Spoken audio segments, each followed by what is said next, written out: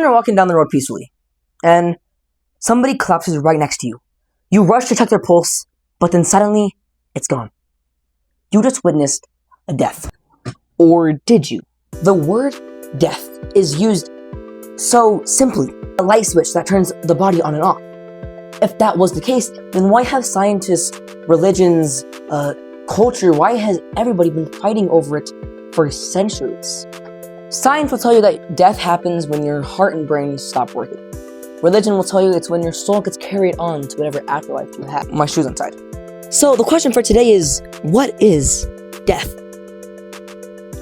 If you want to get into specifics, then the definition for the word death is the cessation of a life and all associated processes, the end of an organism's existence as an entity independent from its environment, and its return to an inert, non-living state.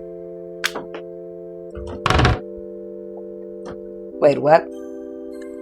It just said that when you die, you're dead. It's not specific enough to give us a direct answer at what is the point of death. It just tells you that when you die, then you're dead. You no longer exist on the planet. So let's dig a little deeper. In 2023, MIT released a paper stating, legal and biological definition of death typically refer to the irreversible cessation of life-sustaining processes supported by the heart, lungs, and brain.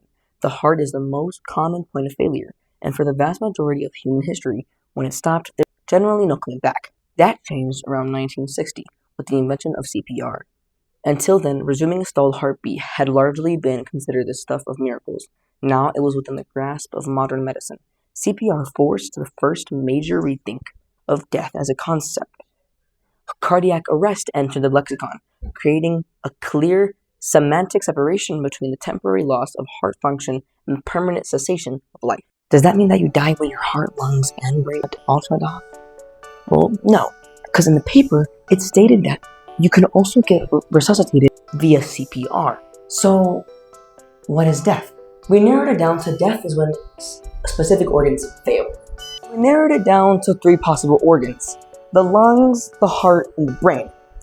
I'm going to cross off the lungs because it's not as mandatory as the heart and brain. So, now that we are where we are, we need to talk specifics. You can survive a stroke, a brain bleed. You can survive a cardiac arrest and a birth defect.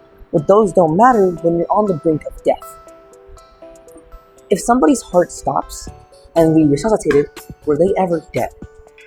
Resuscitated people report seeing close to about 8 minutes of time. Their most best moments of their entire life flashing before their eyes. And then, after that, a big beam of light. But before they can reach that light, they get revived. That light is beyond our comprehension. We don't know what's after that. That's true death. Nothing in your body. You're a blank, cold stump of brain dead means that you can't think for yourself. You can't do things for yourself. And I think that's where I should end this video. My representation of death is when you can't physically do anything for yourself anymore. When you're just a body. Something that has life, yet is lifeless.